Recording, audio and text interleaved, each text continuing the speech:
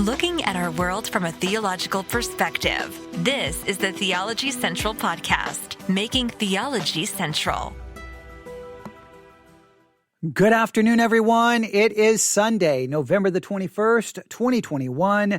It is currently 3:16 p.m. Central Time, and I'm coming to you live from the empty sanctuary of Victory Baptist Church located right here in Ovalo, Texas.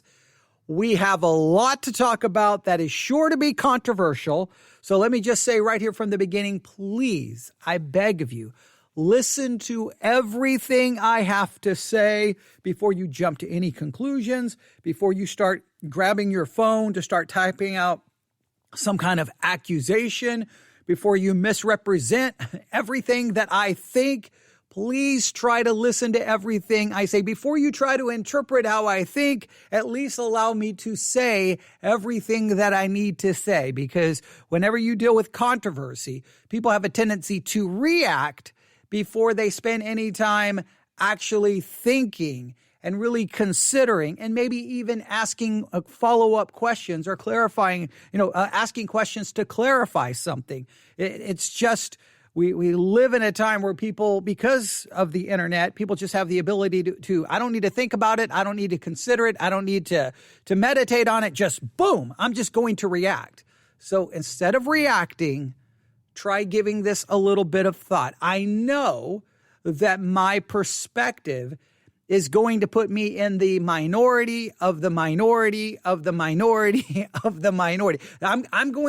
My perspective is going to represent a very small percentage of people who claim to be Christians. And I know the majority of Christians are probably going to strongly disagree with me, but hopefully, again, you will give me consideration instead of before you give reaction, all right? So just consider, think, listen, and then by all means, feel free to email me, newsif@yahoo.com, newsif@yahoo.com, to have a discussion. I don't hide behind a microphone. I've been giving out the same email address for, 20 years? It's the same one. Everything has been the same. I never changed my phone, never changed my email, never changed my address. Everything has been the same for literally ever. So it's very easy for you. I mean, you can just attack, or if you want to engage in a discussion, you can email me. I know you're saying, wow, you're going all out of your way to try to make sure people give you, to try to get people to actually hear you out. So this must be extremely controversial. Well, I don't know how controversial it's going to be. Well, put it this way. I don't know how controversial this should be, but I have a very good feeling of how controversial it will be. I don't think the controversy will be warranted. I don't think the controversy is actually I think any controversy will demonstrate an overreaction and possibly demonstrate a lack of actually listening, because I don't think what I'm going to say is very controversial. The sad part, it will be controversial because of how, can I say, corrupted Christians have become in their thinking. That's going to be, that's my feeling, and I'm going to stick with that. But are you ready? All right, here we go. I'm going to put forth my thesis. I'm going to put forth my hypothesis. I'm going to put forth my idea, my perspective here. And then we're going to listen to an audio that I think will possibly demonstrate this, or at least be related to this. All right. So I received an email a few days ago. Someone sent me something. Someone sent me a link to an episode that it aired on a national public radio station in Boston, and it's also a podcast. And basically, the episode dealt with understanding the causes of white evangelical fear. Understanding the causes of white evangelical fear. And so I started listening to just a few minutes of it, and I'm like, okay, this can fit in with everything that I have been saying for a very long time. So before I listen to any more, I'm going to grab the audio. What I'll do is I'll introduce it by giving everyone my thesis, my theory, my hypothesis, my perspective. Then we'll listen to this episode and see what it has to say in regards to my thesis, my hypothesis, my theory. All right. So that's what we're going to do. Now, remember, whenever I have something to review, I don't listen to it all in advance because that takes away from this being very organic and very real. So I listen to just enough and then we'll listen to the rest of it together. But here is my hypothesis. Here is my thesis. Here is my theory. And I want you to really listen. Now, if you listen to the Sunday School Hour this morning from Victory Baptist Church, I think it was part 46 of our study of the Niagara Creed. If you go back and listen to that, that's under the VBC podcast. I kind of put forth my thesis, my hypothesis there as well, and you can get kind of a more, maybe a more context to it. But here is my feeling. I am absolutely convinced that apostasy is coming to the church. I don't believe things are going to get better. I think things are going to get worse and worse and worse. This has a lot to do with my view of eschatology, just the way I interpret the Bible. I believe apostasy is coming to the church. I believe things are going to get worse and worse, and the church is going to get worse and worse, as well as society. I think everything will continue to move in a downward direction. I don't believe there's a massive coming revival in any time. Well, we could get into a whole more detailed view of eschatology, but I believe things are going to get worse and worse and worse, and the church is going to become more and more apostate. And I believe the apostasy of this time,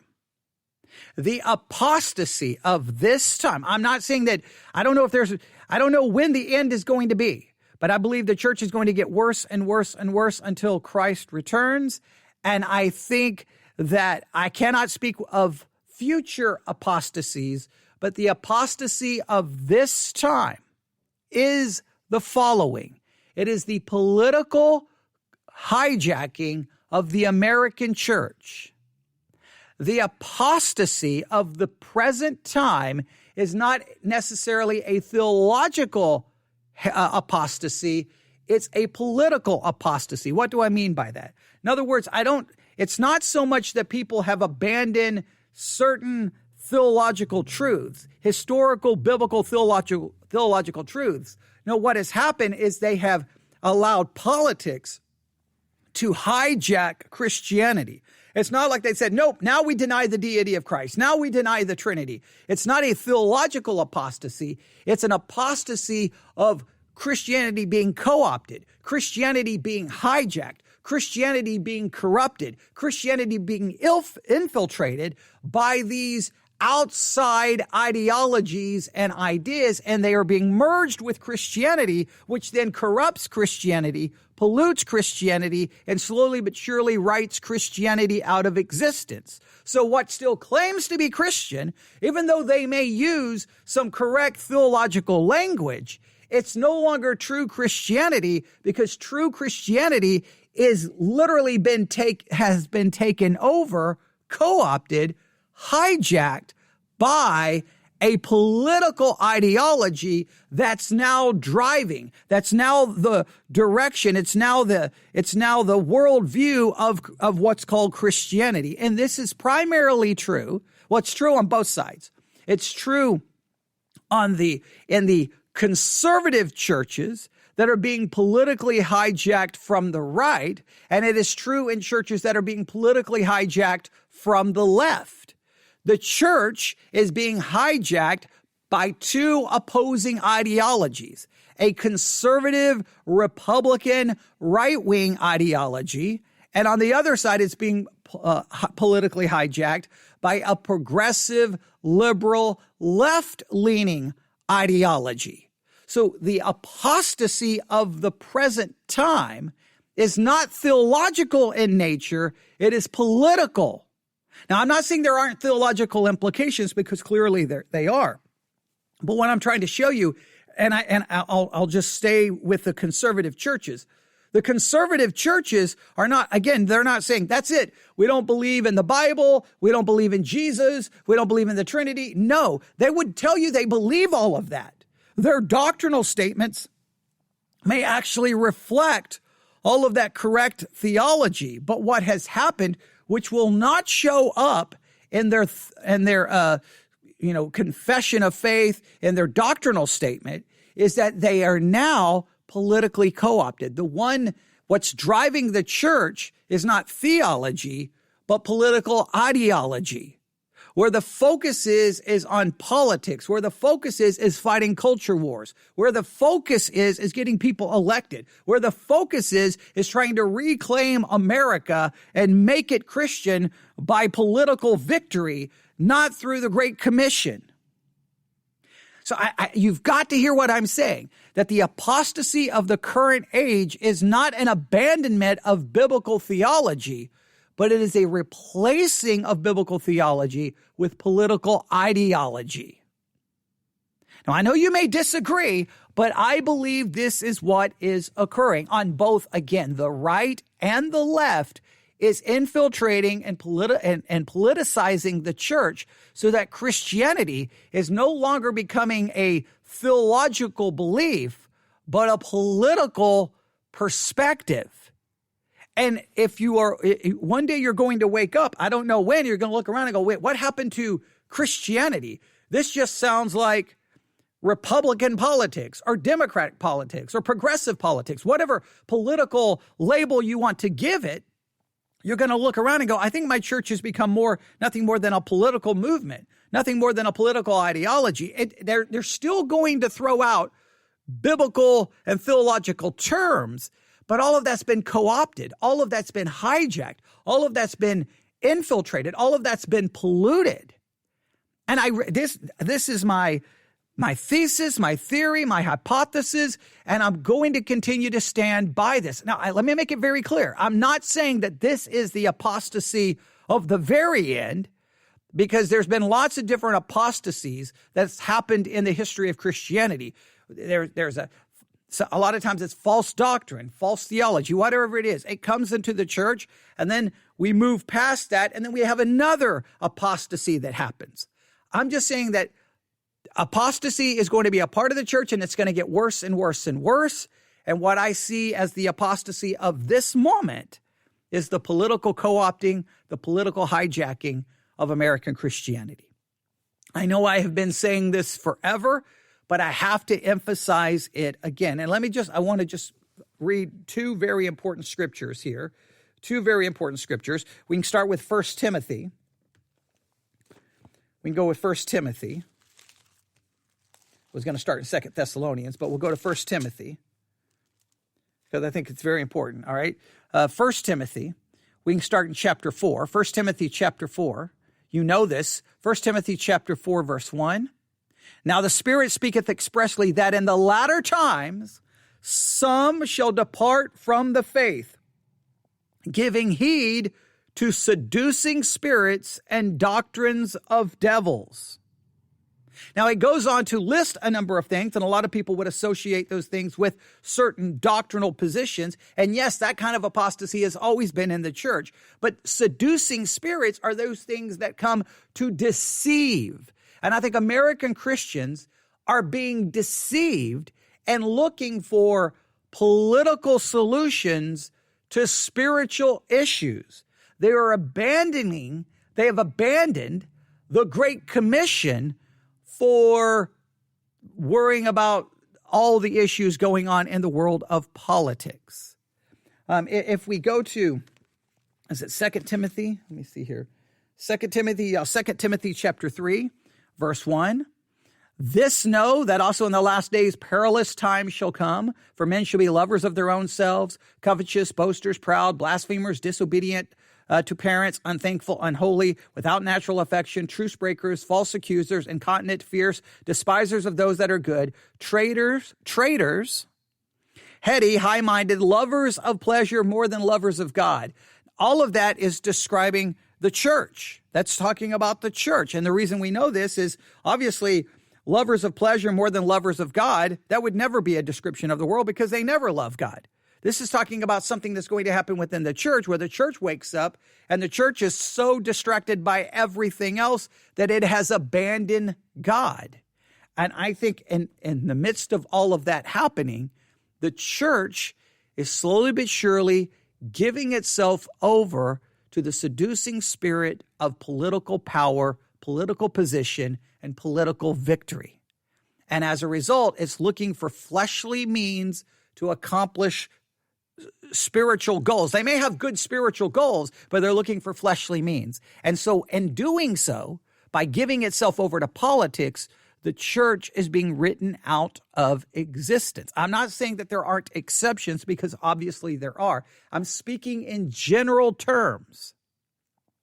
All right. We also have 2 Thessalonians chapter 2. 2 Thessalonians chapter 2, verse 3. 2 Thessalonians chapter 2, verse 3. Let no man deceive you by any means, for that day shall not come except there come a falling away first. And I believe the falling away, the seducing spirits, all of the problems coming into the church, they're related to a number of issues. You could relate them to many different issues, but the main one for the time that is now, all right, this November 2021, and I think it's going to get worse in 2022, and I can't even imagine how bad it's going to be in 2024. For the next few years, the political destruction of biblical Christianity is going to accelerate. It's going to get worse and worse and worse as the culture becomes more politically divided, and as everyone takes political sides, and as this political tribalism spreads throughout the culture, it will infiltrate the church more and more and more, and the church is going to literally, in many ways, cease to be the bride of Christ, and it's going to become the bride of whichever political party that it's trying to please and it's trying to serve. In a sense, the church is basically now committing spiritual adultery with the idol of political victory. That is what has occurred and is occurring. So that's my thesis. The apostasy of the day is not a theological one. It's a political one. And what I mean by that is politics is infiltrating and hijacking the church. That is my thesis. That is my perspective. I know 95% of the people who will hear this will disagree with me, but I stand by this. I think there is too much evidence of it. And so now what we're going to do is listen to, this program, again, aired on a national public radio out of Boston. I think it's from the program On Point. We'll hear in just a second. And a listener sent this to me. And, we're going to utilize this to just kind of see when the world looks at evangelical Christianity, what do they see today? I'm telling you, what many in the world, when they look at the church today, they don't see theology. They don't see Jesus. They don't see the Bible. They see politics. And when the church has allowed ourselves to reflect political ideology and not the Savior, not Christ, we stop being salt and light, and we become nothing more than another political movement, another political ideology. When the world is looking at you going, you're all political, the church should go, no, we're sorry. We're not here to reflect politics. We're here to reflect Jesus Christ. We're here to reflect Scripture. We're supposed to be salt and light. I'm telling you, the world doesn't see the theology anymore. It sees it sees Republican. It sees Donald Trump. It sees that. And when the world sees that, you can say, well, they're mistaken. Well, they may be mistaken. It's the church's job to help correct their mistake. And all I see is more and more politics. That's all I don't see us trying to correct it. I see us doubling down in many situations. Now, let's start listening, and we'll start taking this apart. Here we go. This is On Point. I'm Meghna Chakrabarty. Since April, a group called the Reawaken America Tour has hosted sellout crowds at churches and other locations across the country. The events are a mix of faith and politics. Stop right here. These events are happening in churches, and it's a mix of faith and politics. Exactly what I've been talking about. Let's start this over, all right? This is On Point. I'm Meghna Chakrabarty. Since April, a group called the Reawaken America Tour has... Reawaken America Tour. Reawaken America Tour. The only thing we shouldn't be calling for the reawakening of America. We should be calling for the repentance and faith, for America to turn to God in faith, not turn to a political ideology, not turn to conspiracy theories, not turn to QAnon, not turn to all the other nonsense the church gets caught up with. We should be calling people to repentance and faith in Jesus Christ. The church is supposed to be focused on the Great Commission. But there's this group, the Reawaken America Tour, coming to a church near you. Why? Why inside a church? Like, really? Okay, so let's continue. Has hosted sellout crowds at churches and other locations across the country. The events are a mix of faith and politics. Featured speakers include Pastor Greg Locke, currently banned on Twitter for spreading misinformation, MyPillow CEO Mike Lindell, convicted then pardoned Trump political operative Roger Stone, and General Michael Flynn, most recently subpoenaed last week by a House committee investigating the January 6th attack on Congress. Well, on November 11th, the Reawaken America Tour rallied at the Cornerstone Church in San Antonio, Texas. There, before a huge crowd, Flynn rejected the fundamental premise of religious freedom in the United States. Talking about the United States of America, because when Matthew mentioned it in the Bible, he wasn't talking about the physical ground that he was on. He was talking about something in the distance. So if we are going to have one nation under God, which we must, we have to have one religion, one nation under God and one religion under God, right? The clip went viral, as did some chants by attendees to the event at the Cornerstone Church.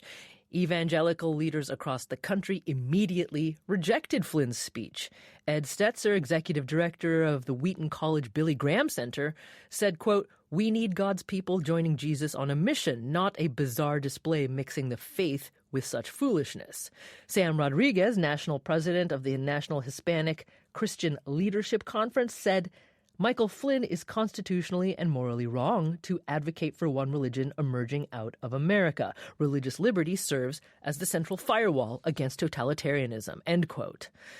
Even Pastor Matt Hagee, head of the Cornerstone Church where the Reawaken America event was held, issued a statement just 2 days ago on November 17th. Quote, "This past week, Cornerstone Church facilities were used by an outside organization. Cornerstone Church is not associated with this organization and does not endorse their views," end quote. But then, video surfaced of Hagee himself sharing the stage with Reawaken America organizers at the event and welcoming the group to his church. Pastor Matt Hagee! Hello. God bless you, and thank you for choosing to join us on this wonderful occasion here at Cornerstone. The Bible says to choose life. I've set before you life and death. Choose life. And by being here, you have made the conscious decision to live in your faith rather than die in your fear. And I want to tell you how proud I am of that decision. So God bless you. Have a wonderful day. Welcome to Cornerstone Church. Yesterday, Hagee attempted to further distance himself from the Reawaken America event, saying in a statement, quote, "Regrettably, the organization was not properly vetted. It was not appropriate to allow this event at our church. The church is not associated with this organization and does not endorse their views." He goes on to say, "I was invited to welcome the crowd where I thanked veterans for their service and thanked the crowd for their commitment to their faith. I deeply regret and ask forgiveness for what took place in the Cornerstone Sanctuary as a result of my oversight." End quote. Well, I'd like to turn now to Robert. Now, a couple of things. We still don't have any answers. Now, that event was not sponsored by Cornerstone Church. We've already talked about this in previous episodes. But it was sponsored by Charisma News, which I have not heard of any distancing themselves or apology from them. So still within Christianity, they help promote this absolute crazy event. And And again, it's just crazy for the pastor to say, well, we didn't really vet this group, but here I was welcoming them. They weren't properly vetted. Now, we still don't know, did they charge the group money to use their building? And if they did, this gets into a host of other issues of how churches use their building as rental property to rent out for people to use, which I think is absolutely wrong and calls into other questions about Christianity. But let me say this, that whether they're holding an event like that or not, the problem is many of the ideas and concepts in these groups, that's politics, conspiracy theory, is found throughout the evangelical world. All right, I've said it a million times. Just listen to American Family Radio from about 10 a.m. to 6 p.m. Monday through Friday, and you'll hear the political hijacking of American Christianity over and over and over and over and over and over and over and over again. In many cases, you won't even know that you're listening to a Christian radio station. In some cases, you'll be like, wait, is this an episode of Glenn Beck, Sean Hannity? And you're like, wait, is this Fox News? Because it doesn't sound Christian. It sounds politically partisan, because that's what it is. And that is the issue here. The fact that these groups would ever be in any church is a problem. The fact that they would be in any church. But even if the event and even if these groups were not inside the church, the ideology is infiltrated. It is polluted. It is corrupting. It is writing biblical Christianity out of existence, not only from the right, but also from the left. Robert P. Jones, CEO and founder of the Public Religion Research Institute, or PRRI. Robert Jones, welcome. Thanks. Glad to be here. Also joining us is Anthea Butler. She's the chair of the Department of Religious Studies at the University of Pennsylvania. Professor Butler, welcome to you. Welcome. Thank you. Thanks for having me. So, Mr. Jones, let me start with you. When you first heard of what Michael Flynn said, and then even more interestingly, the reaction from various members of the evangelical community, how did you think through that? Well, I should start just the words reawaken, which give us a little bit of a clue here about something that's very, very old inside the white evangelical community. I'll be very careful here that we're talking about the white evangelical community, but words like reawaken, restore, reclaim, these re-suffixes, right, are all about kind of this idea of pulling us back to a mythical vision here, and in the white evangelical world, that vision really is this vision of a white Christian America. So even in Make America Great Again, right, we have this, it's not a reword, but it is a kind of backward-looking word.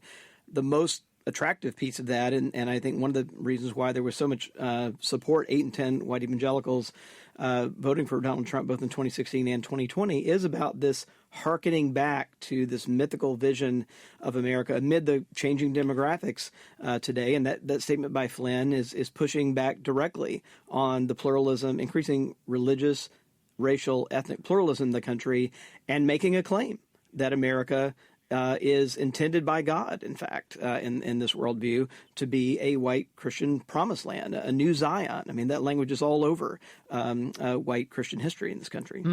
So that is what we're focusing on today, specifically white evangelical Protestants in this country, and what the event where Michael Flynn endorsed basically just one religion in the United States says about where this group of Americans stands and feels about the country right now. But Professor Butler, let me hear from you on that same question. Your first thoughts when the news of this event at Cornerstone Church, and I think you're in San Antonio right now, is that right? I am. I'm just a little drive away from Cornerstone Church, and let me put it to you in Texas language. I call BS. Because Mac Hagee knows exactly who came to that church. Because that John Hagee, who is the founder of Cornerstone Church, runs Christians United for Israel, and they've been involved in this kind of language for years. So it's no mistake that they chanted, "Let's go, Brandon." It's no mistake that Mike Flynn said what he said, because that crowd knows what it is. And by the way, no matter how much he apologizes for that event happening, half of his congregation was probably there in the first place. So let's set down the ground rules already about what we're dealing with here. This has been something that has been brewing in evangelicalism for a long time. Okay, now, when we reported on Matt Hagee's apology, remember I said I'm just going to accept the apology. I have lots of questions. She's being far less generous and calling it into question. It's probably true that a large portion of the congregation of Cornerstone Church was there. However, I cannot say that unless it's proven. I will say that I just have a hard time. They're like, I didn't know anything about this group. This group was not properly vetted. Was there any vetting? And again, I still want to know, did you charge them money to use your building?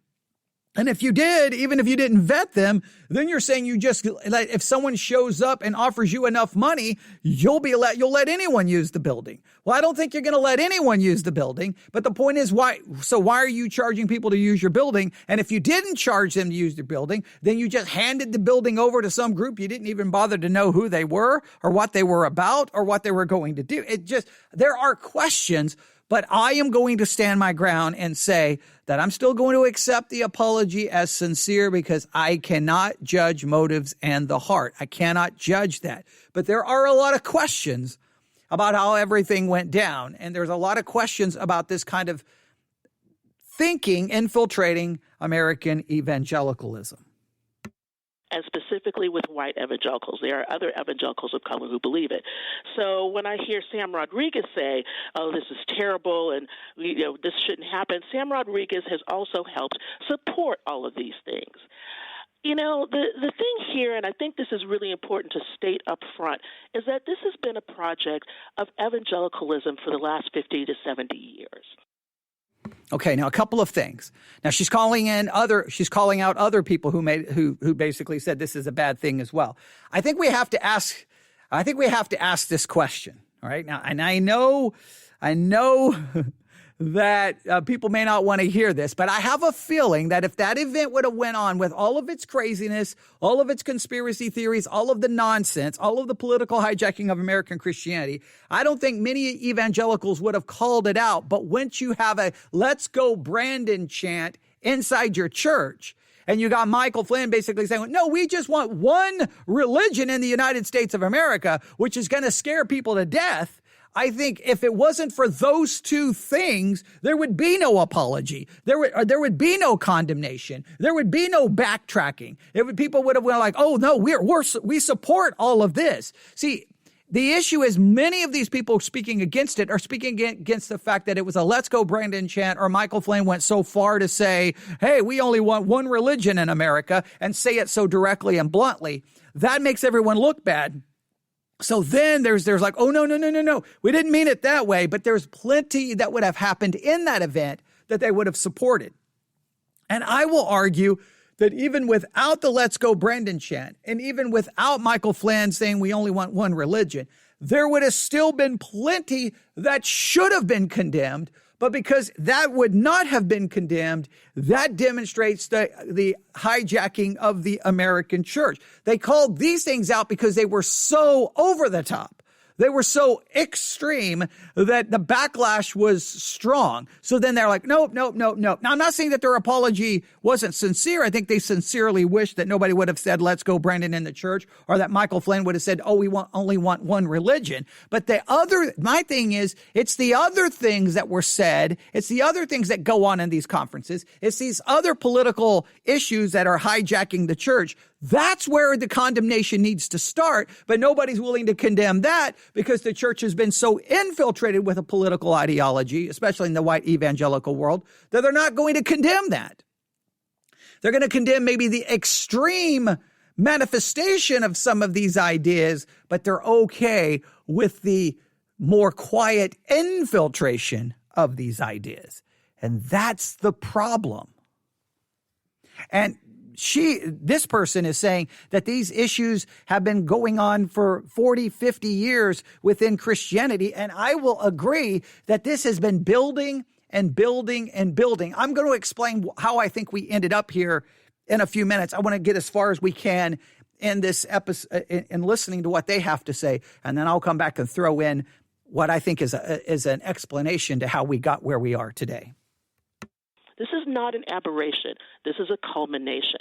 And when we begin to talk about this and pay attention to it, those of us like Robert Jones and I who have been studying this for a long time know exactly what we're dealing with. So we're happy to help you all catch up, but what you do need to realize is that this is part and parcel of white Christian nationalism that culminated in the 1-6 insurrection. Well, so that's what we want to talk about today. What is this culmination, as you put it? What shape is it taking? And I want to also mention that Professor Butler is author of the book White Evangelical Racism, The Politics of Morality in America. And Robert Jones. Now, I'm going to jump in here. I do believe it's a culmination. Now, they see it as a culmination for a different reason and from a different perspective. I believe it's a culmination for this. I believe here's what happened to American Christianity. American Christianity started embracing pragmatism to grow the church. Downplay theology, downplay doctrine, downplay biblical preaching, right? Now, once you start throwing out biblical preaching, doctrine, theology, now you're making the church vulnerable for deception, okay? Because once you throw out scripture, doctrine, and theology, now the church becomes vulnerable. So it was about pragmatism, it was about numbers, it was about church growth movements, building mega churches, and everybody was trying to okay, I'm going to go to this conference so I can figure out how to grow my church, and we want big numbers, and all of those big numbers gave everyone the idea that, we're in some kind of a revival and God is moving. But in reality, it was just building big buildings, but there was no theological foundation. There was no biblical foundation, because while all of these numbers were growing, all of the statistics kept screaming, the numbers are growing, but there is no spiritual depth.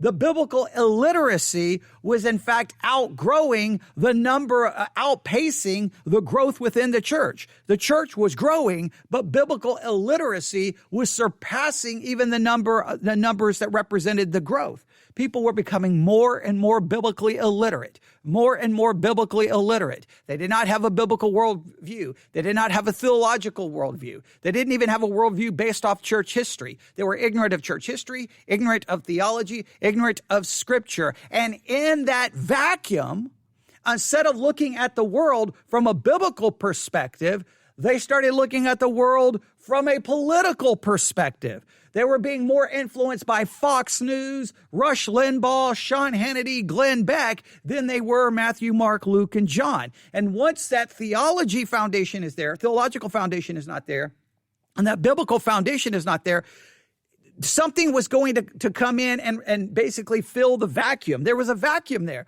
No doctrine, no theology, no spiritual depth. But it was like they learned moralism.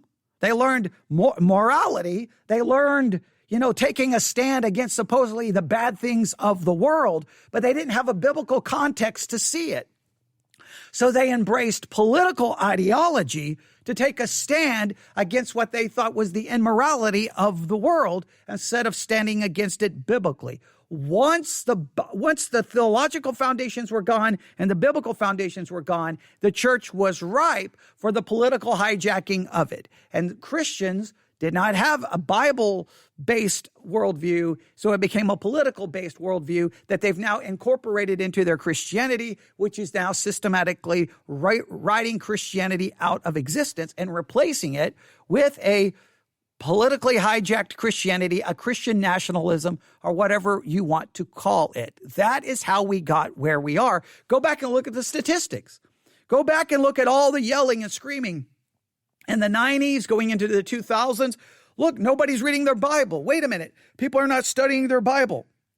Wait, the preaching of the church has become too topical. There's not exposition. There's no theology. The church is becoming all about entertainment. The church is becoming all about programs. There was all that yelling and screaming about that, but no one could foresee where it was headed. Where it headed is you ended up with the people who were completely hijacked because they didn't have any biblical or theological foundation. So what we see today is the culmination of all of the issues with biblical illiteracy and theological illiteracy. And it ended in the culmination of a hijacking of American Christianity. That's how we got where we are. Author of most recently White Too Long, The Legacy of White Supremacy in American Christianity. And we did reach out to several white Protestant evangelical churches and leaders of those churches to see if they could join us today, and did not hear back in the affirmative from any of them. But so, Robert Jones, at PRRI, you've been doing year after year of surveying of Americans' attitudes about religion. And just recently, you came out with the 2021 American Values Survey. And quite frankly, every aspect of this survey I wish we could do a show on, because it's absolutely fascinating.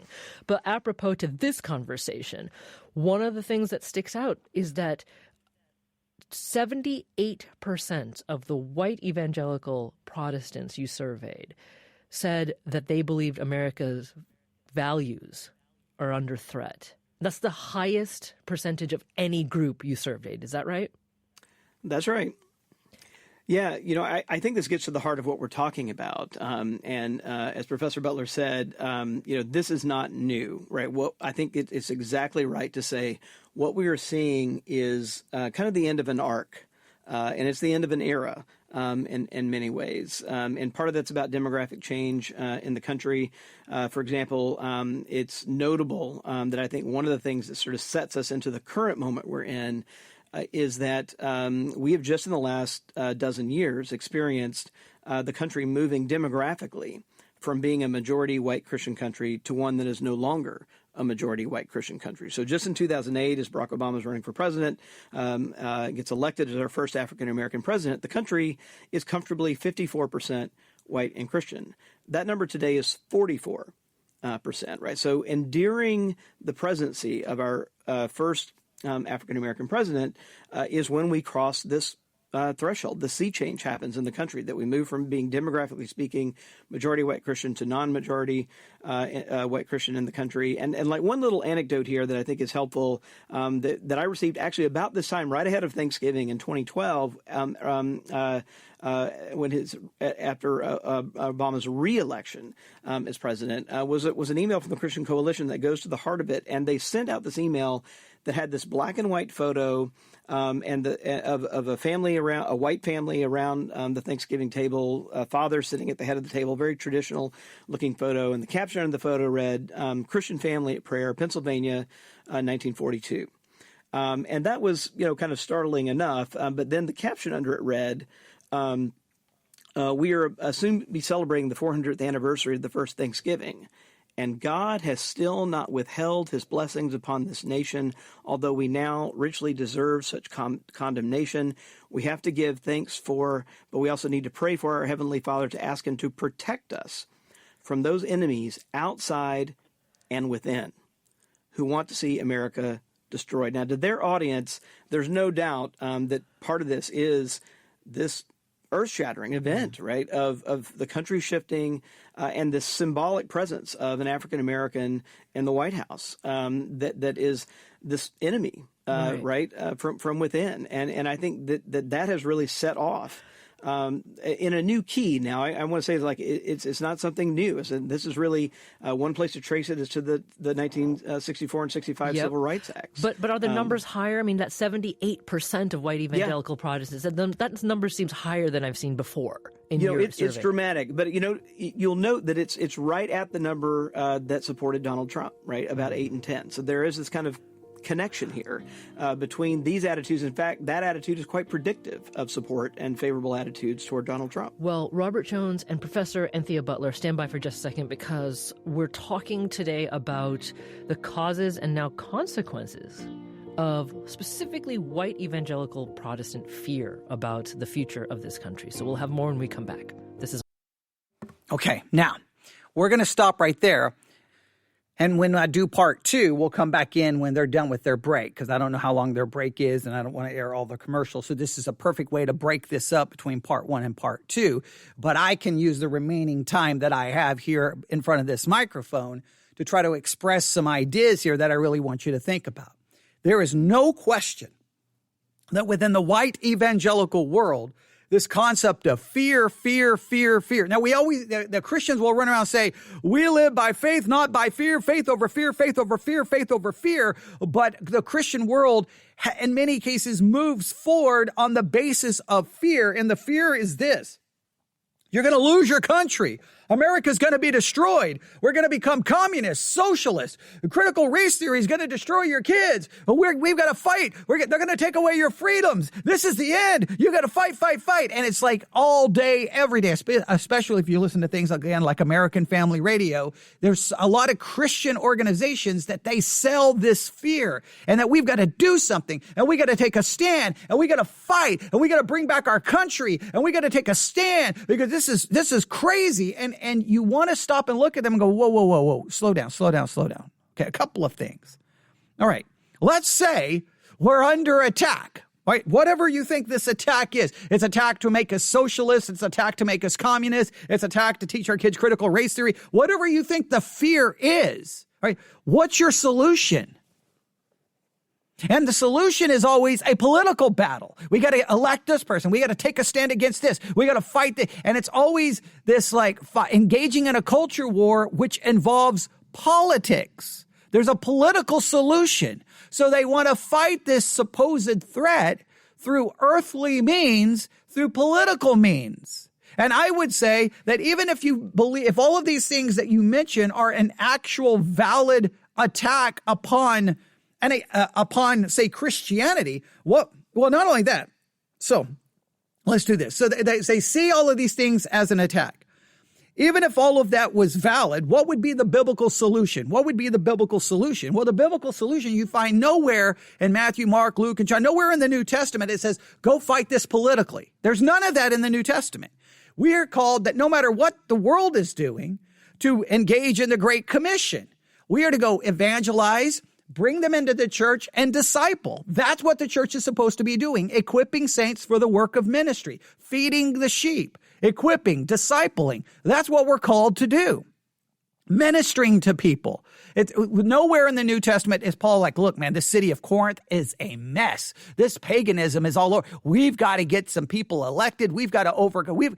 There's never a call to fix the solutions through political battles and culture wars. So even if we're under it, even if you see all of these things as an attack, the biblical solution is not what Christians are falling for to supposedly stand against it. We got to stand against it. We're being under attack. In many cases, I think the fear of attack is simply used to bring money in to ministries. Right? It's like if I turn on this microphone and go, look, ladies and gentlemen, Christianity is under attack. It's being written out of existence, which is what I'm doing. But if I say the way we need to stand against it is I need your money. If you want me to stand against it, I need your money. Well, then I'm utilizing the threat as a way ultimately to make money. And a lot of Christian fundraising emails that go out, they do just that. Hey, we're standing against these things that are going to destroy you and your family and your country. Give us $50 and we'll stand against it. So in many cases, it's being simply used as a way to make ministry money. You cannot deny that. Now, I got no problem saying, hey, we need your money to support us. But when you're using the fear as the motivation for people to give you money, then that becomes a little questionable, all right? But the key is, even if you believe all the attacks are valid, what is the biblical solution to those attacks? All right, so that's number one. Even if the attacks are valid, even if all of this concern is valid, what is the biblical solution? It's not political. It's not fighting a fleshly war. It's a spiritual war. And what we are to do as Christians is the Great Commission. We are to pray, to fast, to grow as Christians. I mean, the scriptures are pretty clear on what we're called to do. It doesn't change based off the circumstances happening within society or the government. All right, so that's number one. Number two, if you believe all of these things are an attack upon traditional America, whatever traditional America you believe, whatever you think that idea of the wonderful, great America of the past, if you believe it's an attack upon the America of the past, that they're trying to remold America into something new, and you don't like that, is that a battle that for the Christian to fight? Are we called to defend traditional America? Are we called to take a stand for traditional America? Or are we more worried about the Great Commission? See, to me, it distracts us from what the Bible calls us to do, and we're throwing out our biblical responsibility and adopting a cultural, political responsibility that I don't think the Bible calls us to be involved in. So even if the attacks are real, what's the biblical solution? And number two, if the attacks are real and they're against America, trying to destroy America, is that the battle for the church? Is the church called to defend America, to defend its traditional values, whatever they may be? Is it to make sure that there's a family sitting around a turkey that looks a certain way? Is that what we're called to fight for?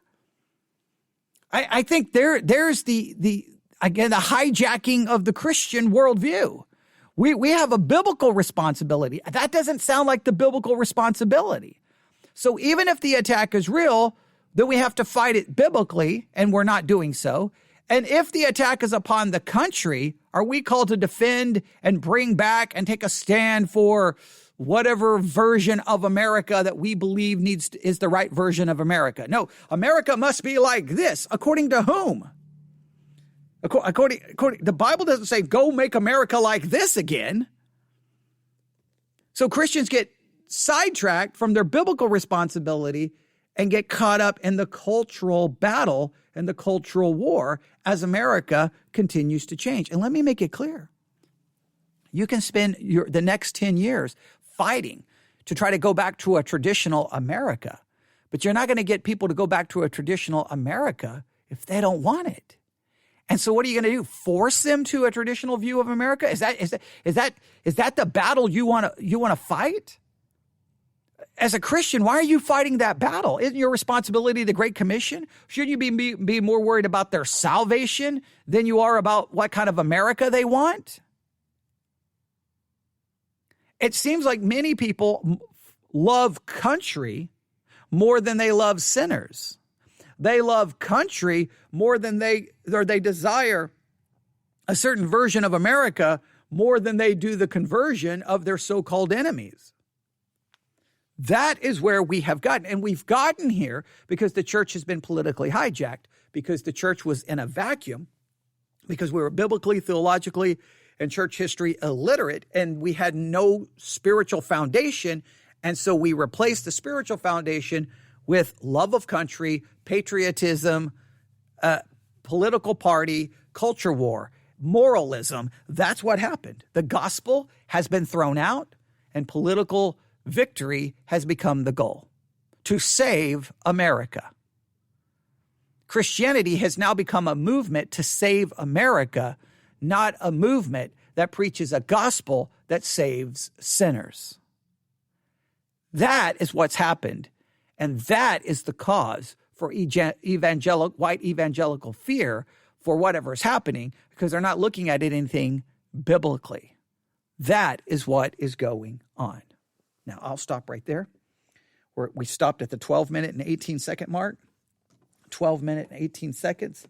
I don't have a pencil anywhere to write this down, but I'll leave it right there. And when we do part 2, we'll start right there. This is very, very, very, very, very, very important stuff. Very, very, very important stuff. I know my thesis and my theory you may reject, but I'm telling you, the apostasy of this time is the political hijacking of the church. That's my theory. And the way we got here is because of the church creating a vacuum that was absent of theology, doctrine, scripture, church history, and political ideology replaced theology. And now we've been completely co-opted and hijacked. That is what has occurred. All right, I'll stop right there. You can email me your disapproval and your disagreement to newsif@yahoo.com, newsif@yahoo.com. That's newsif@yahoo.com. All right, thanks for listening. God bless.